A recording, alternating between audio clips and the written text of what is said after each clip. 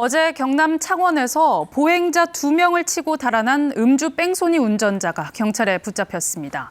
당시 현장을 본 시민들이 뺑소니 운전자를 직접 쫓아가 차량 번호를 확인하는 등 시민들의 신속한 대처로 3시간 만에 검거됐습니다. 김소영 기자의 보도입니다. 경남 창원시의회 앞 왕복 4차선 도로. 빠른 속도로 달리던 외제 승용차 한 대가 건널목을 지나던 보행자들을 치고 맙니다. 사고 차량 운전자는 30m 떨어진 지점에 차를 멈춰 세우고 현장을 본 시민들도 피해자 주변으로 몰려듭니다. 하지만 잠시 뒤 사고를 낸 운전자는 자신의 차로 돌아가더니 그대로 달아나 버립니다. 사고 목격자는 현장을 지나던 택시기사를 향해 무언가를 말하며 다급히 도주 차량을 가리킵니다. 도망가고 있으니까 빨리 쫓아가서 저 번호 확인해갖고 와라. 택시기사가 휘인간에 쫓아가가지고. 사고가 난 건널목입니다. 바로 이 주변에서 현장을 살피던 남성은 인근에 세워둔 자신의 차로 간 뒤 곧바로 가던 방향으로 도주해버렸습니다. 택시기사는 5분 정도 도주 차량을 추적해 차량 번호를 경찰에 신고했습니다. 또 다른 목격자는 피해자가 병원으로 이송되자마자 사고 장면이 담긴 블랙박스 화면을 경찰에 제공했습니다. 경찰은 사고 발생 3시간 만에 사고 현장에서 3km 떨어진 주차장에서 50대 남성을 붙잡았습니다. 운전자의 혈중 알코올 농도는 0.06%, 면허 정지 수준으로 확인됐습니다. 음주 뺑소니 차량에 치인 30대 여성과 40대 남성은 중상을 입고 병원 치료를 받고 있습니다. 시민들의 기지와 발빠른 대처가 음주 뺑소니 용의자에 대한 신속한 검거로 이어졌습니다. KBS 뉴스 김소영입니다. 한밤중 서울 올림픽대로에서 렌터카를 몰던 운전자가 사고를 내고 도망간 일이 있었습니다. 그런데 블랙박스를 살펴봤더니 이 운전자 한강을 한 바퀴 돌아 다시 사고 현장을 지나쳤는데 두 번째에도 그대로 달아났습니다. 게다가 음주운전 정황까지 담겼는데요. 방준원 기자가 취재했습니다. 지난달 중순 서울 올림픽대로 한남대교 인근입니다. 비틀거리던 한 차량이 차선 여러 개를 한 번에 넘더니 뒤에서 오던 택시와 사고가 납니다. 나 사고 났어. 밖에 나와 계속 통화를 이어간 차량 운전자. 다친 택시기사의 외침을 무시하고 도주합니다.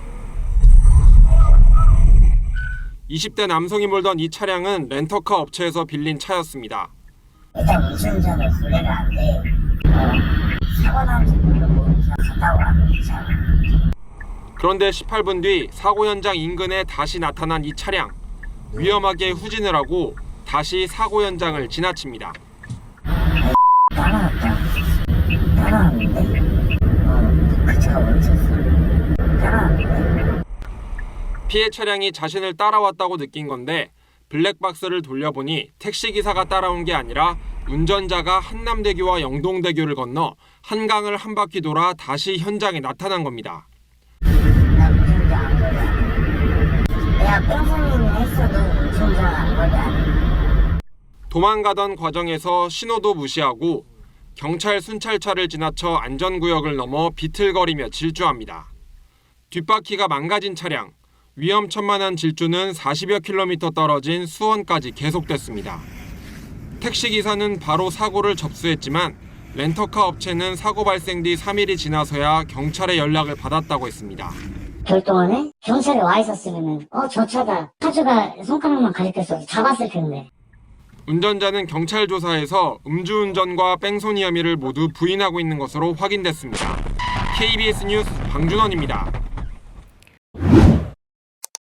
어린이 보호구역에서 만취 상태로 운전하다 초등학생을 치어 숨지게 한 운전자에게 경찰이 뒤늦게 뺑소니 혐의를 추가 적용했습니다.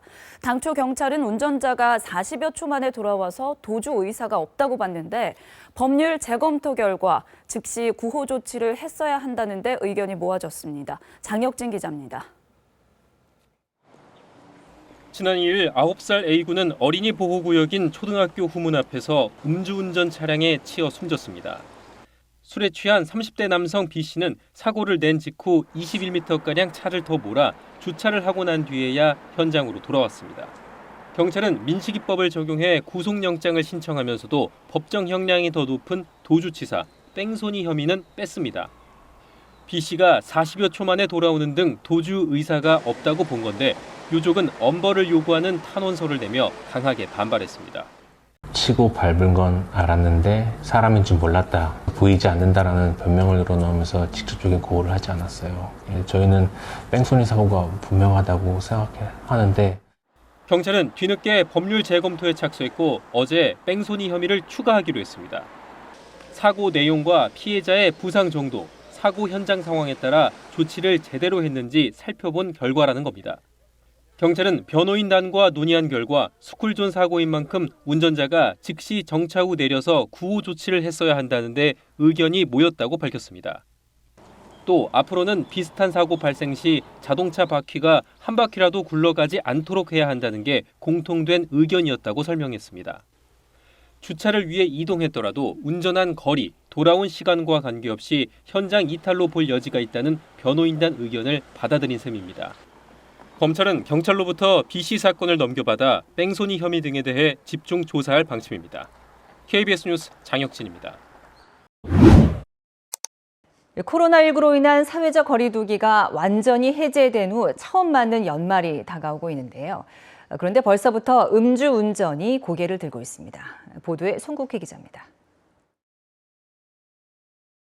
어두컴컴한 왕복 2차선 도로.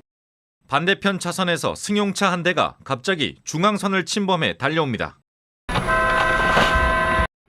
이 승용차는 경적 소리와 함께 마주오던 SUV 차량을 정면으로 들이받습니다. 여기. 살려주세요. 당시 승용차를 몰았던 50대 운전자는 술을 마시고 귀가하던 길이었습니다. 경찰의 음주 측정 결과 면허 취소 수치를 넘는 0.147%의 만취 상태였습니다. 한밤중 날벼락 같은 교통사고에 피해 운전자는 중상을 당했습니다. 핸들 꽉 잡고 운명을 맡겼지. 이제 어차피 이제 틀렸구나. 정면으로 오니까. 도심 도로에서는 승용차와 경찰 순찰차의 추격전이 시작됐습니다. 전동 킥보드를 치고 도주하던 이 운전자는 막다른 골목에서 경찰에 붙잡혔습니다. 검거 당시 혈중 알코올 농도는 면허 정지 수준인 0.05%였습니다. 경찰은 40대 승용차 운전자를 특정 범죄 가중처벌법상 도주치상 혐의 등으로 입건했습니다. 거리두기 해제 이후 처음 맞는 연말연시. 잠잠하던 음주운전이 다시 고개를 들고 있습니다. KBS 뉴스 송국혜입니다.